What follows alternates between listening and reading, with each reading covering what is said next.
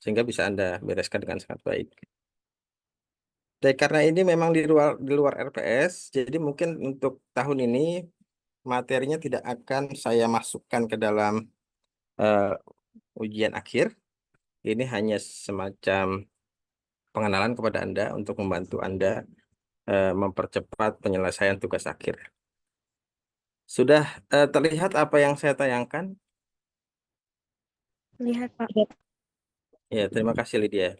Ya, ini ada Google Scholar. Yang pertama kali ingin saya tampilkan atau ingin saya sampaikan kepada Anda adalah menggunakan reference manager. Minggu lalu kita sudah belajar terkait dengan sitasi. Ada sitasi awal, ada juga sitasi akhir, dan ternyata ada perubahan struktur ketika sitasi itu muncul pertama kali atau sitasi itu muncul untuk yang subsequent time-nya, yang kedua kali, ketiga kali, dan selanjutnya.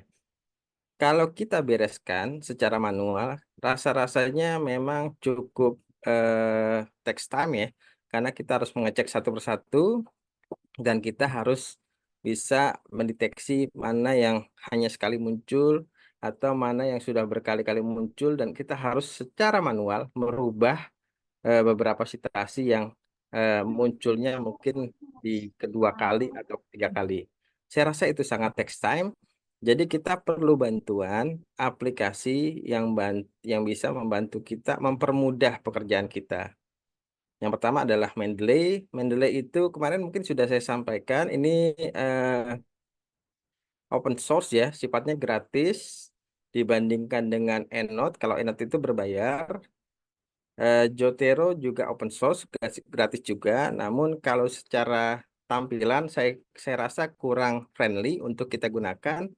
Yang paling mudah kita gunakan adalah Mendeley. Nanti akan kita pelajari. Yang jelas, Mendeley ini memang hampir sama dengan Jotero dan juga EndNote, menyediakan banyak sekali template style yang bisa kita pilih begitu ya, dan kita sesuaikan dengan apa yang memang diberikan ya oleh prodi biologi sebagai standar template bagaimana membuat sitasi, apakah menggunakan pendekatan APA, apakah menggunakan pendekatan nature, dan lain sebagainya. Nah, ini adalah Mendeley. Ini Mendeley saya sebenarnya. Jadi ini harus diinstal di laptop aplikasi ini. Jadi bukan web application tapi desktop application. Ini harus diinstal. Kalau sudah diinstal, tampilannya akan seperti ini. Kalau baru berarti referensinya masih kosong, masih blank, karena ini punya saya. Sudah tersedia banyak sekali list daftar pustaka yang nanti bisa kita panggil untuk masuk ke dalam draft. Nah, ini mungkin sampai sini bisa mengikuti ya. Ini reference manager untuk Mendeley. Ini sudah ada listnya, sudah cukup banyak, sudah sampai ribuan list daftar pustaka yang ada di Mendeley saya. Nanti kita juga akan belajar bagaimana kita bisa memanggil sitasi dari luar, berarti dari Google Scholar atau dari web lainnya, masuk ke dalam Mendeley secara manual. Atau biasanya kalau saya lebih suka secara manual. Nanti kita akan lihat. Kemudian saya akan tunjukkan suatu draft. Ini draftnya, sudah terlihat. Ini draft yang belum ada sitasinya. Nah, kemudian ini sudah saya setting, Mendeley-nya sudah masuk. Nanti saya akan ajarkan bagaimana cara mengkoneksikan Mendeley yang sudah kita install dengan Microsoft Word atau dengan aplikasi Office lainnya gitu ya. Nah, ini dengan Microsoft Word ini sudah terintegrasi, sudah muncul ya, sudah muncul di sini. Biasanya kalau sudah kita koneksikan, maka akan muncul satu plugin di sini, satu tools tambahan ada di Microsoft Word, akan ada tambahan. Ini tinggal kita klik saja, nanti akan ada permintaan untuk sign in, masuk. Kalau sudah masuk akan otomatis terkoneksi dengan Mendeley kita, dengan database yang ada dalam Mendeley kita. Ini semua adalah list database yang memang ada di Mendeley kita, Mendeley saya ya. Nah, Caranya simple sebenarnya. Contohnya seperti ini. Ini ada kalimat, ada paragraf, dan juga ada kalimat. Semisal saya ingin menambahkan citasi di belakang. Berarti citasi akhir ya, bukan citasi awal di kalimat ini. Maka saya tinggal meletakkan kursor di ujung sini, mungkin diberikan spasi sedikit, satu space, satu spasi. Kemudian saya tinggal memasukkan di sini nih, di sini citasi yang ingin saya input ke dalam draft tersebut. Semisal saya ingin masukkan, anggaplah ini asal-asalan saja, apapun urbanization. Tinggal diklik, kemudian insert citation. Insert citation, maka citasinya akan masuk ke dalam sini. Sampai sini masih bisa mengikuti ya. Kalau saya terlalu cepat, tolong disampaikan. Nah, jika kita ingin merubah, ini sebenarnya bisa kita hapus. Kita hapus dan kita cari yang lain. Semisal kita cari frog, ada yang keluar, kita klik, save change, akan berubah. Bagaimana kalau kita ingin menginput lebih dari dua citasi, satu citasi? Kita tambahkan ya. Ini tidak perlu kita hapus.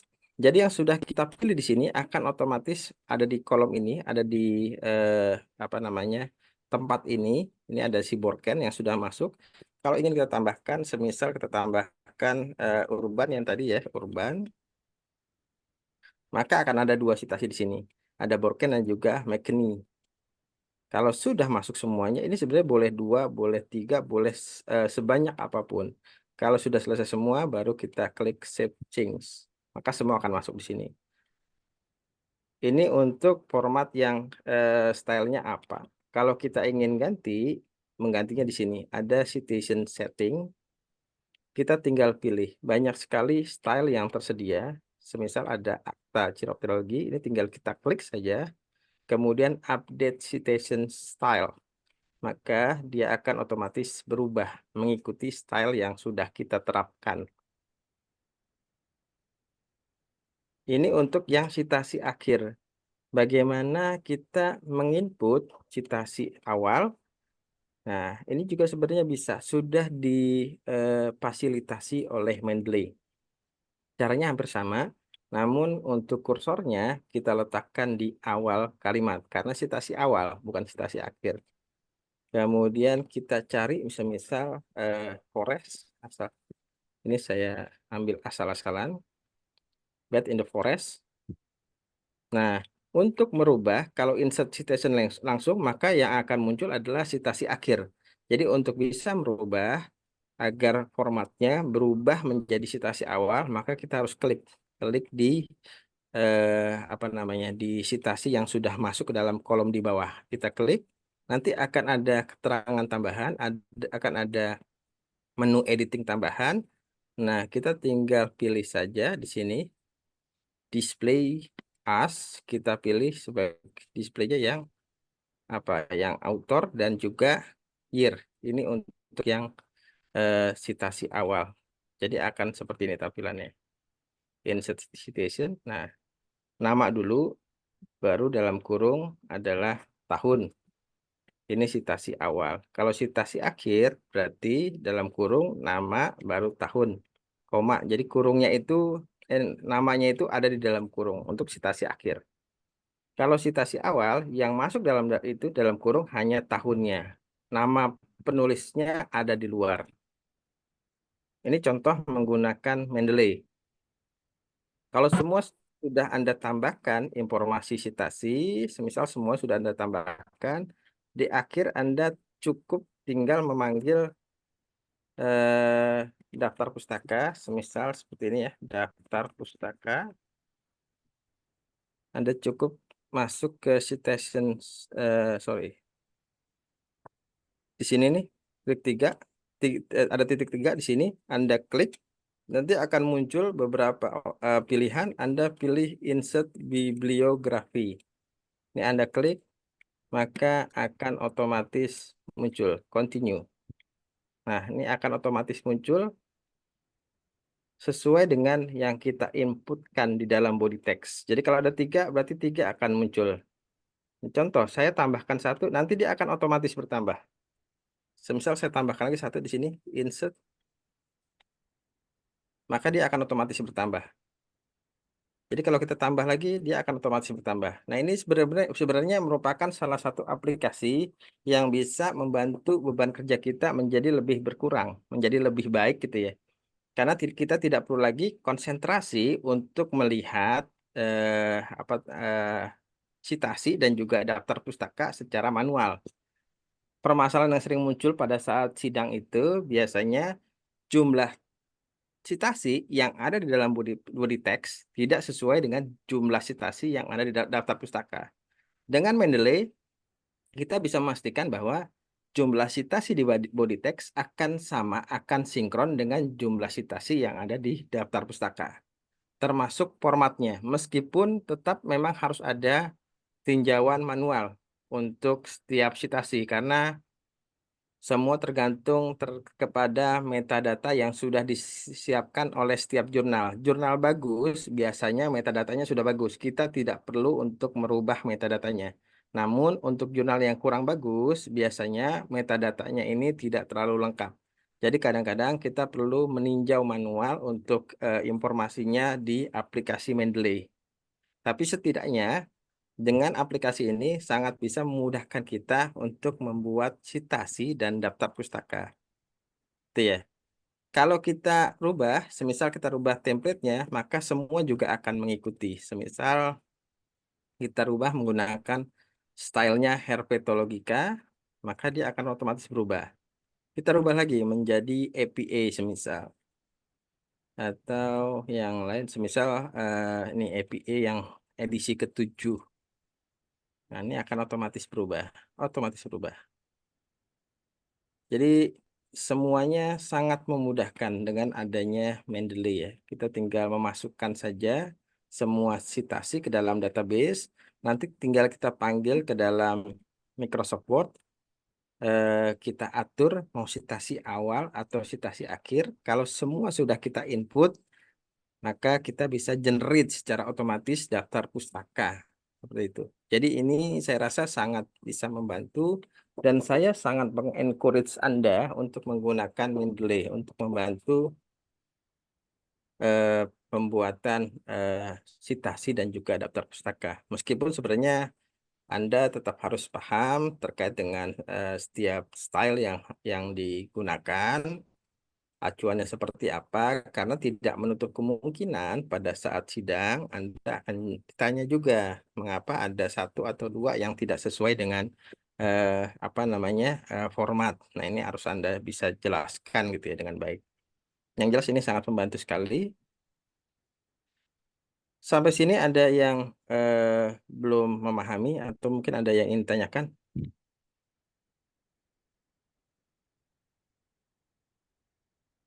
Cukup semuanya cukup Dari paham saya semua? cukup, Pak. Baik.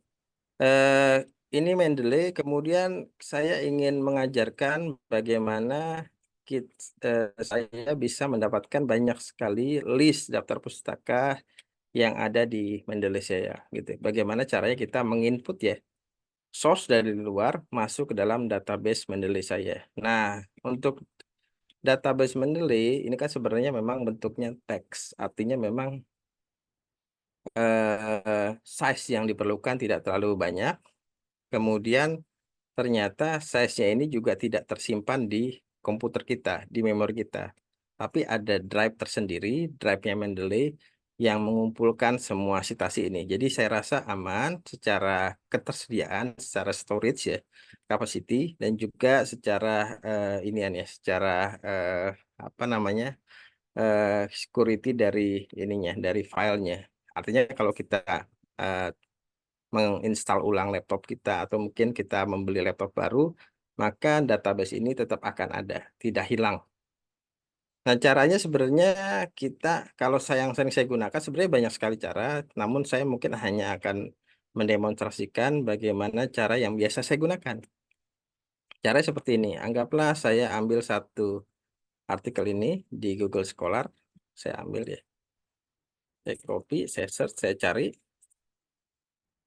Nah, seperti ini akan tampil seperti ini. Di bawahnya ada save, ada cite, dan juga related articles. Yang perlu kita klik adalah yang cite. Kita klik sekali, nanti akan muncul banyak pilihan. Mau MLA, APA, Chicago, Harvard, dan lain sebagainya. Tapi ini kita tidak pedulikan. Ini kalau kita ingin input referensi secara manual. Yang ingin kita lakukan adalah input menggunakan Mendeley. Maka yang kita pilih adalah saya biasa menggunakan Refman. Refman ya. Ini saya klik, maka akan otomatis terdownload di sini nih. Akan otomatis terdownload, terunduh untuk database-nya. Ini nih Scholar 2 RIS. Nah, kalau sudah masuk dalam drive kita, drive komputer, kemudian kita panggil. Kita klik, kita buka Mendeley-nya, aplikasi Mendeley-nya, kemudian kita klik add new. Nah, di sini ada pilihan, kita pilih yang paling atas, import files from computer. Nah, cari tadi, citasinya ada di mana.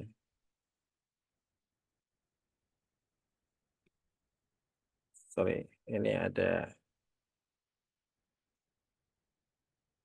Atau kalau tidak bisa dilakukan, mungkin langsung di drag saja ini ke sini. Maka akan otomatis masuk.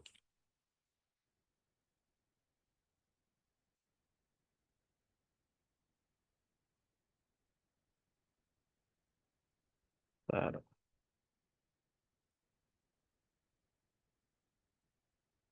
Oke.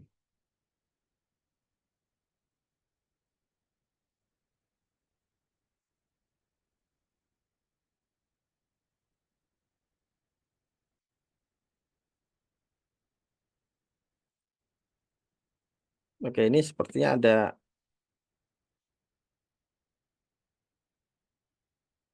ada trouble di akun saya. Biasanya kita dengan mudah langsung masukkan ke sini, add new, nanti akan masuk dalam database ini. Saya harus cek kembali. Ini sudah lama saya tidak gunakan, sudah semingguan tidak saya gunakan. Saya belum cek. Kemarin terakhir saya gunakan memang masih oke, masih kita tinggal drag, nanti dia akan masuk dalam database ini. Kalau sudah masuk, nanti tinggal kita inputkan ke dalam apa namanya DAP yang sudah kita siapkan seperti itu. Itu caranya. Semoga bisa sedikit membantu Anda, memperkenalkan Anda bagaimana menggunakan Citation Manager, Reference Manager untuk membantu proses pembuatan daftar pustaka dan juga citasi dalam menunjang apa namanya kegiatan penulisan tugas akhir Anda.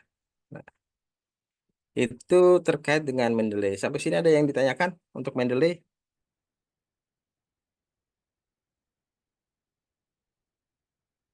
Dari saya udah cukup paham, Pak. Cukup. Baik. Berikutnya saya ingin sedikit mengajarkan bagaimana menggunakan AI untuk mendukung pekerjaan pembuatan skripsi Anda. Sebagian besar mungkin Anda sudah paham dengan AI dan bahkan mungkin sudah menggunakan. Kalau dipikir dari usia, mungkin Anda jauh lebih mahir dibandingkan saya dan mungkin jauh lebih common ya dengan AI dan mungkin lebih sering menggunakan baik untuk skripsi ataupun tugas-tugas yang lainnya. Namun mungkin bagi yang belum tahu, saya mesti sampaikan terkait dengan penggunaan AI, semoga bisa memudahkan Anda membuat tugas akhir. Ada sebenarnya banyak sekali AI yang ditawarkan ya, namun saya hanya akan berkonsentrasi untuk eh, tipe AI, dua jenis AI, dua AI actually yang mesti saya sampaikan, yang saya rasa cukup bagus dan cukup baik ya untuk bisa memberikan bantuan gitu ya untuk membuat entah itu mencari ide penelitian atau juga membuat semacam pembahasan. Yang pertama adalah C-Space. Ini adalah satu AI yang sangat baik untuk bisa membantu kita membuat summary. summary dari berbagai macam artikel, terutama artikel yang related dengan apa yang kita inginkan, dan dengan mudah akan memberikan banyak summary. Tidak hanya summary secara umum, namun juga summary yang cukup detail. Artinya kita bisa memberikan perintah apa yang kita ingin lihat dari artikel yang sudah ada, semisal dari sampelnya kah, atau metodenya kah, atau simpulannya kah, atau dari insight-nya kah, atau dari apa namanya lokasinya dan lain sebagainya. Jadi dengan bantuan AI ini kita lebih bisa untuk membuat rangkuman yang baik dan cepat dibandingkan kita menggunakan Google Scholar. Google Scholar hanya menghadirkan listnya saja dan abstrak, namun tidak membantu kita ya untuk bisa memperlihatkan kira-kira data apa yang penting dan data apa yang sebenarnya ingin kita ketahui. Nah, ini saya rasa AI yang sangat bagus. Sebenarnya banyak menu di sini, ada juga untuk para parser. Jadi kalau Anda bingung, semisal ada pada saat proposal gitu ya, sidang proposal, ada masukan dari dosen penguji terkait dengan kalimat yang kurang enak gitu ya dibaca, atau kurang kurang eh, apa dipahami dengan mudah gitu kan, maka Anda bisa menggunakan aplikasi ini untuk membantu Anda membuat semacam keputusan kira-kira kalimat apa yang baik untuk bisa dimunculkan, atau untuk mengganti kalimat yang sudah saya buat namun kurang bisa dimengerti oleh orang lain gitu. Nah, saya mulai di sini. Di sini kalau kita buka halaman awalnya akan seperti ini. Tampilannya akan seperti ini. Ada satu kolom di mana kita diminta untuk input apa yang ingin kita cari. Di sini boleh sangat spesifik seperti ini ya. Ini adalah history apa yang sudah saya search. Nah, kita mulai mungkin dari yang paling tidak spesifik, yang masih umum ya.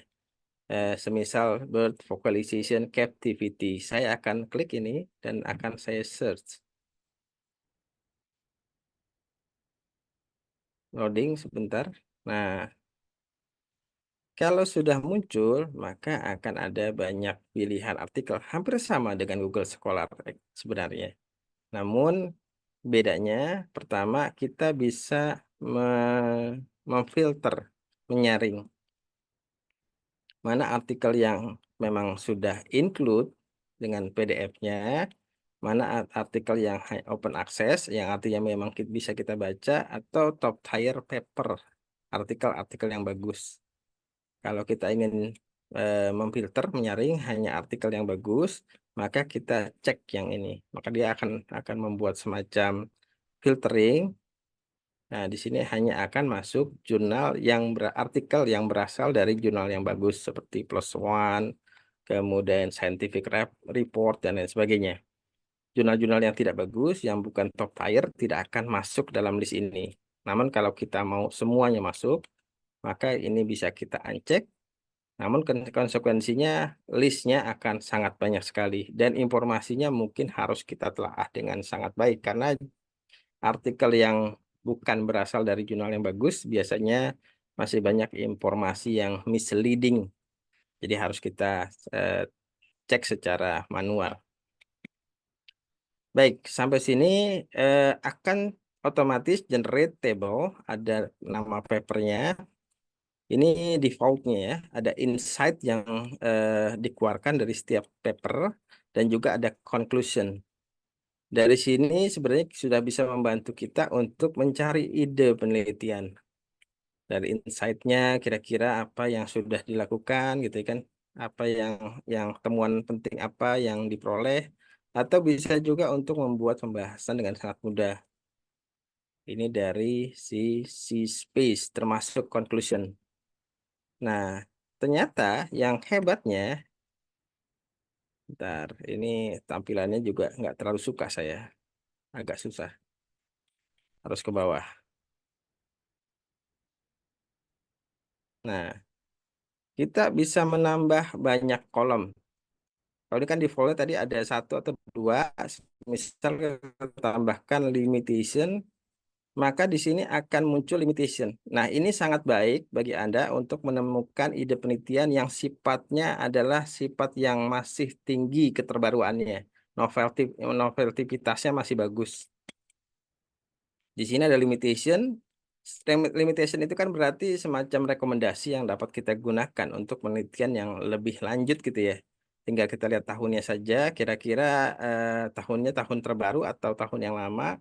Kalau terbaru berarti kan sifatnya rekomendasi yang memang belum pernah dilakukan sebelumnya. Jadi di sini ada limitation yang kita bisa lihat. Ternyata di sini ada satu semisal call and song type matching limited by population repertoire. Ini adalah beberapa limitation yang nanti bisa kita adopsi menjadi suatu judul penelitian gitu ya. Itu terkait dengan ide penelitian. Kemudian terkait dengan pembahasan, artinya sebenarnya kalau kita bicara kolom, ini kita bisa tambahkan apapun. Semisal kita mau sampel ya, sampel yang digunakan, sampel use. Ini kita create. Ini kalau ada instruksi yang lebih spesifik bisa kita tambahkan. Kalau tidak ada mungkin bisa dilewatkan. Create, maka akan tergenerate satu kolom lagi di sampingnya. Di sini akan otomatis terbentuk. Ya, ini tampilannya saya kurang suka, harus ditarik sedikit. Sip. Ini sampel use. Nah, ini akan ada penjelasan. Sampelnya gunakan apa? Contact call recorded from 14 male and 10 female conures. Nanti kita akan cek di sini. Sampelnya apa? Nah, dari judul yang sama, topik yang sama, kira-kira jenis apa? Ini dalam konteks burung ya, yang belum diteliti. Maka di sini dengan lebih mudah memberikan kita ide penelitian terkait dengan ide penelitian yang bisa memberikan noveltivitas yang bagus. Ini ada summary-nya bisa kita kumpulkan, bisa kita filter juga dengan apa namanya keyword yang lebih spesifik. Dari sini kita bisa lihat, dari sampel saja kita sudah bisa lihat kira-kira apa yang sudah diteliti dan kira-kira apa yang belum diteliti. Ditinjau dari sampelnya, jenis apa yang sudah diteliti dan jenis apa yang belum diteliti, termasuk jumlah sampelnya. Apakah jumlah sampelnya adequate atau tidak, gitu kan, cukup atau tidak, gitu kan. Ini bisa kita elaborasi dari sini. Kalau ternyata tidak cukup, berarti kita bisa membuat suatu ide penelitian yang sama namun dengan menggunakan sampel size yang lebih tinggi, jumlah sampel yang lebih banyak. Ini bisa kita tambahkan berbagai macam kolom, dan ini saya rasa juga sangat membantu Anda untuk membuat pembahasan. Jadi kalau Anda bisa menspesifikkan, semisal kita ambil satu artikel di sini, contoh mungkin yang mana yang bagus. Oke. Does host absent vocalization of common cuckoo chicks increase host food provisioning behavior? Ini mungkin bisa kita ambil satu. Kita di sini juga ada insight dari top 5 paper yang bisa kita eh, adopsi untuk latar belakang.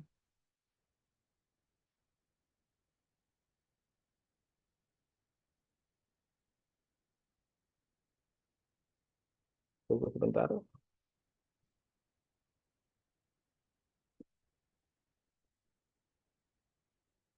Ini ada beberapa paper yang terkait dengan kata kunci yang saya input di dalam kolom. Ini ada conclusionnya dan lain sebagainya. Ini bisa kita gunakan untuk pembahasan. Limitation kita bisa tambahkan apakah resultnya seperti apa, summary introduction-nya seperti apa, method use-nya apa, dan lain sebagainya. Nanti dari sini kita bisa buat suatu pembahasan. Kalau pembahasan biasanya kan konsentrasinya kalau tidak di result, berarti di metode gitu ya. Atau mungkin di sample size gitu bisa kita gunakan.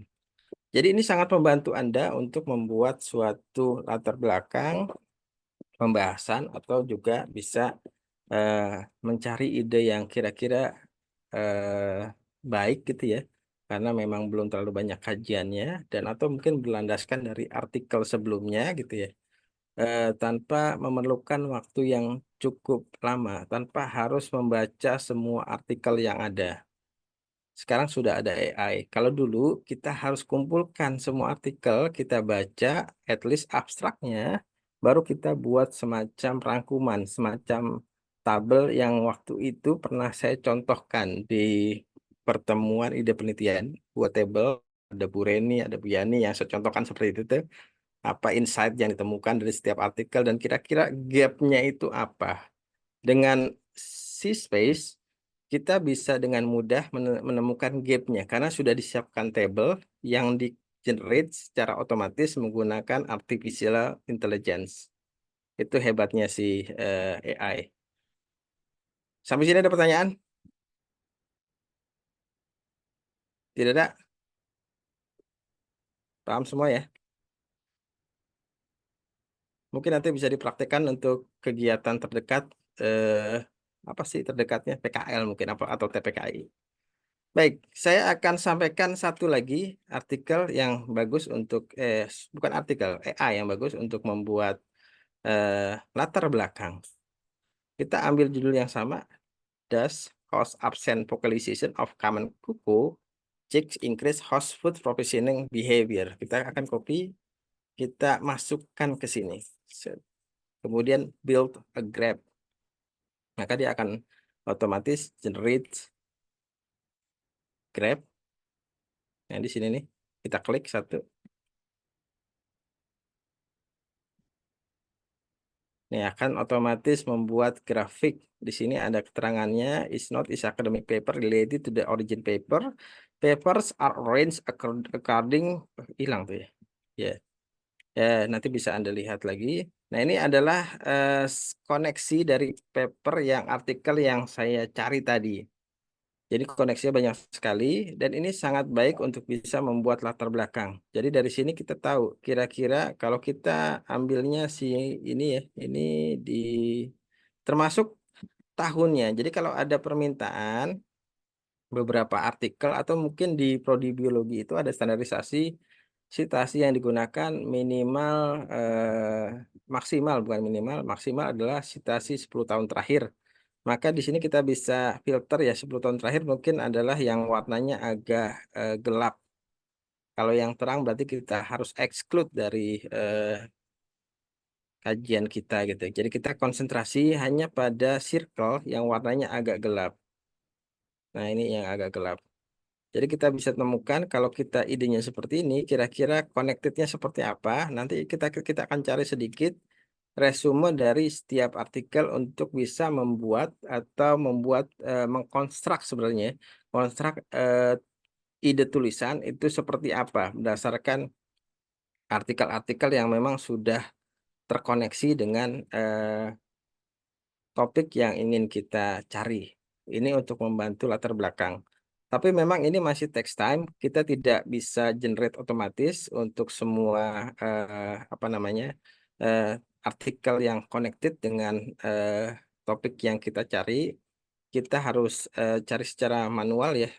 Kalau untuk ininya memang sudah ada informasi terkait dengan insight penting yang ada di setiap artikel. Mungkin tetap harus dikopikan dan juga kita akan konstruk sendiri untuk narasinya seperti apa, termasuk ide pokok penulisannya dan juga alur penulisannya. Yang jelas di sini sudah bisa membantu artikel apa saja yang memang harus kita apa namanya ambil atau kita adopsi dalam eh, laporan yang akan kita buat. Ini sangat membantu. Jadi semuanya pasti relevan dan semuanya pasti akan sesuai dengan topik yang kita pilih. Tidak ada satu yang terlalu jauh atau ngalor ngidul. Nah, ini juga mungkin bisa membantu Anda membuat tinjauan pustaka. Karena tinjauan pustaka itu pasti ada satu kriteria di mana kita harus menyiapkan artikel atau penelitian sebelumnya yang relevan. Nah, dengan adanya AI ini, maka kita bisa sangat terbantu untuk menentukan kira-kira artikel sebelumnya yang relevan itu apa saja. Gitu ya. Semoga bisa memahami dan bisa dimanfaatkan untuk kegiatan penulisan ilmiah nanti, baik di PKL maupun di skripsi. Sampai sini ada pertanyaan?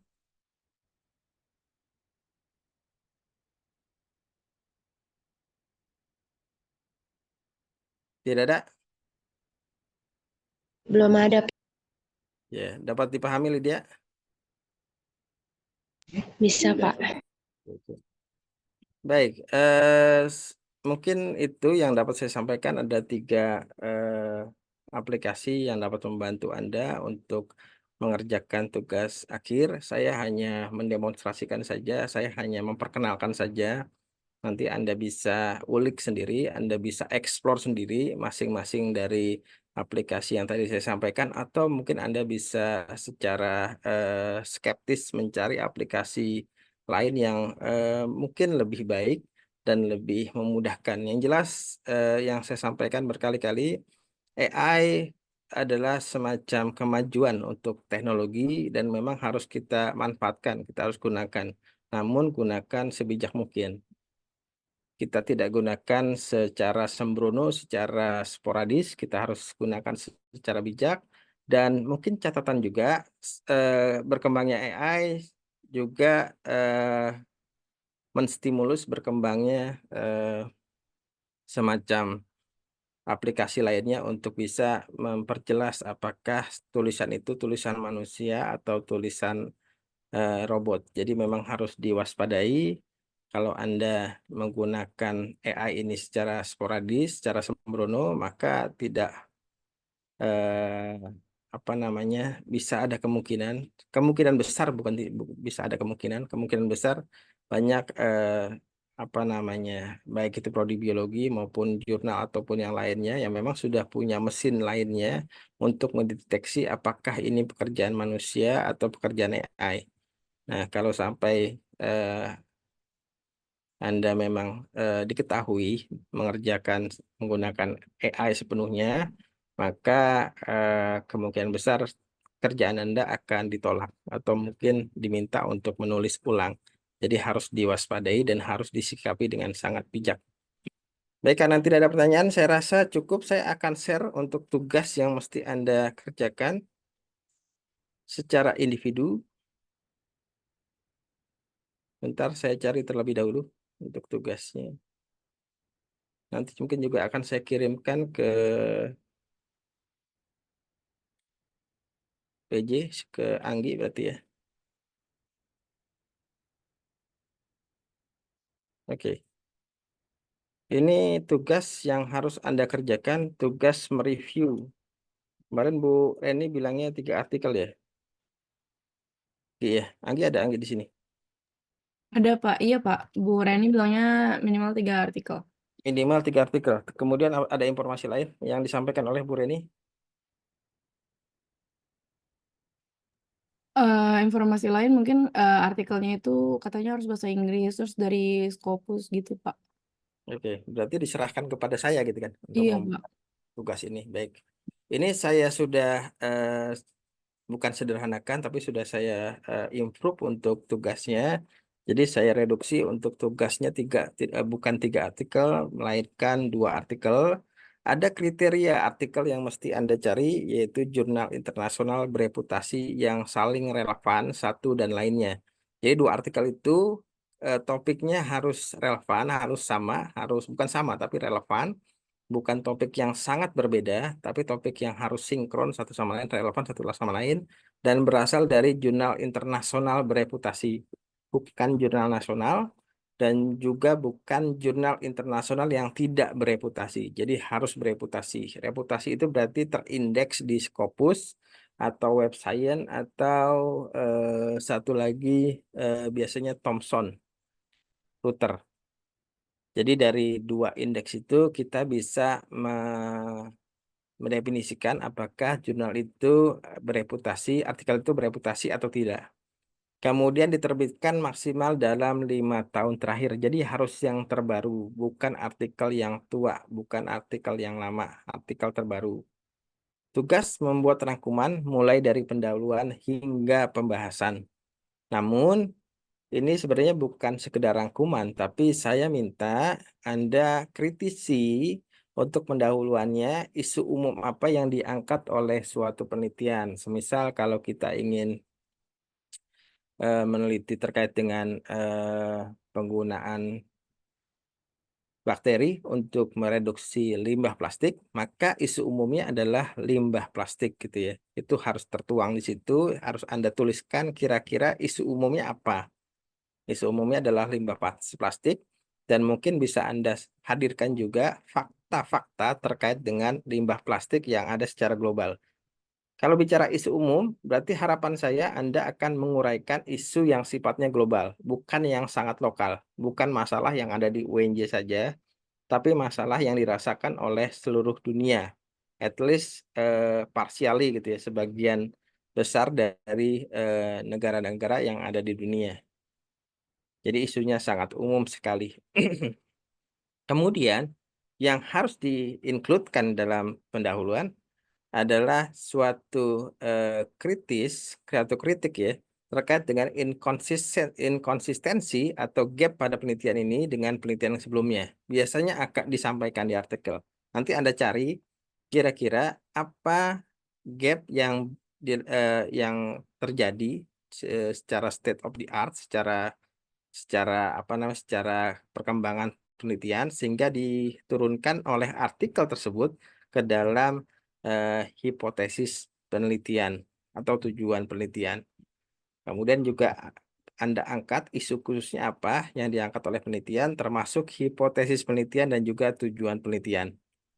Uraian mesti terdiri dari 1.500 sampai 2.500 karakter. Ini kurang lebih mungkin satu halaman, maksimal satu halaman A4. Metode juga sama, Anda diminta untuk memperjelas strategi penelitian yang digunakan pada artikel tersebut, deskriptif, eksperimen, atau yang lainnya, termasuk jumlah dan teknik pengambilan sampel.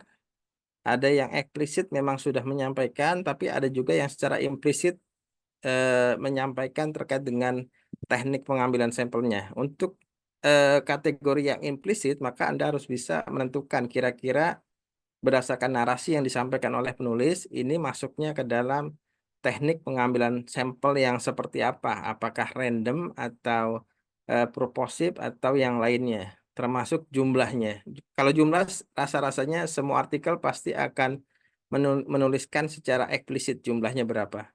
Tapi untuk teknik ada yang eksplisit, ada juga yang implisit. Ada yang jelas-jelas menuliskan saya menggunakan teknik random sampling gitu ya. Tapi ada juga yang tidak secara spesifik, tidak secara eksplisit menyampaikan. Jadi we choose randomly gitu kan, 30 students gitu kan, uh, uh, involved in this research gitu kan, dan lain sebagainya.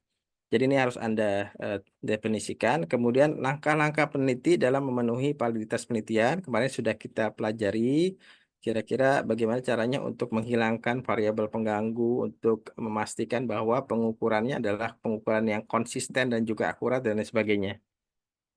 Langkah-langkah penelitian dalam memenuhi etika penelitian jika ada, dan juga pertimbangan statistik dalam pengolahan data. Ini uraikan sekitar 1.000 sampai 2.000 karakter.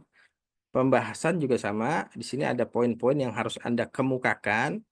Yang pertama, jelaskan bagaimana peneliti menempatkan hasil penelitiannya dalam perkembangan ilmu pengetahuan yang telah ada, apa implikasi dari hasil penelitian yang diperoleh, dan apa usulan atau celah dari penelitian yang mungkin dapat dijawab melalui penelitian selanjutnya. Jadi ini harus ada dalam rangkuman yang Anda akan buat.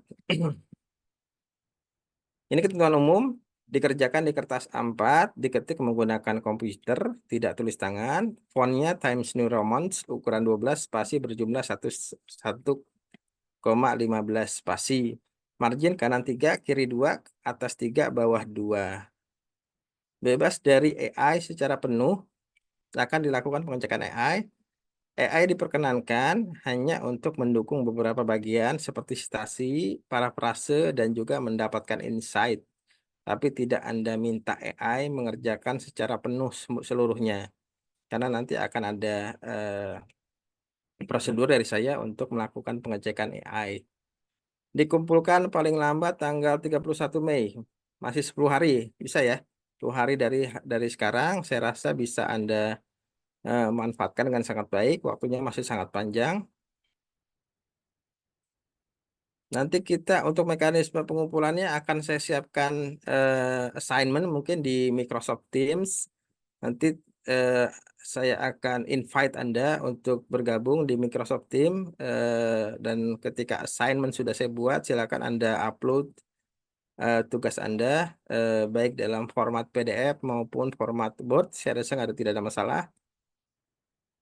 Sebelum deadline yang saya sudah tentukan. Begitu. Ada pertanyaan untuk tugas?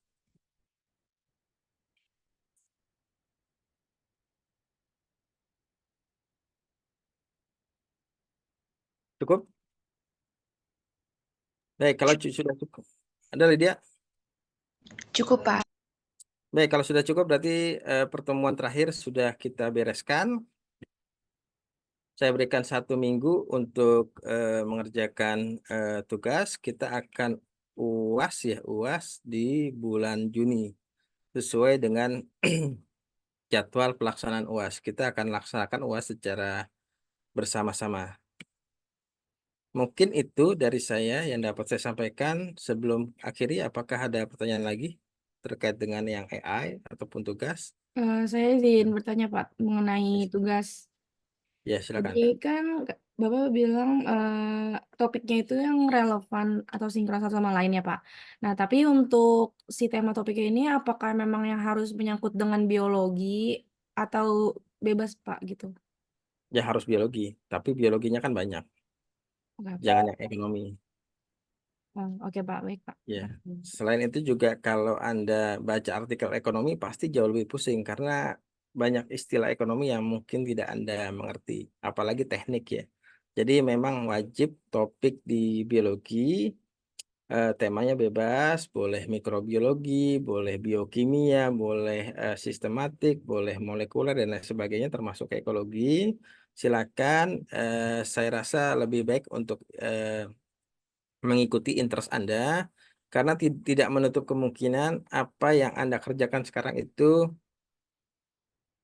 link dengan apa yang akan Anda kerjakan nanti. Artinya mungkin bisa jadi ini menjadi salah satu modal dasar investasi awal untuk Anda nanti melanjutkan pekerjaan yang sekarang Anda kerjakan ke TPKI, PKL, dan lain sebagainya. Ya paling baik itu. Jadi gunakan topik yang sesuai interest Anda dan kemungkinan besar peluangnya itu bisa Anda gunakan pada kegiatan selanjutnya. Jadi kita betul-betul memastikan kita betul-betul apa nama istilahnya membuat sangat efisien pekerjaan kita. Ya gitu ya, Anggi ya. Iya Pak, baik Pak. Baik, saya rasa cukup. Sebelum diakhiri, kita biasa dokumentasi untuk kegiatan pagi hari ini. Mohon PJ untuk membantu mengawal proses dokumentasi.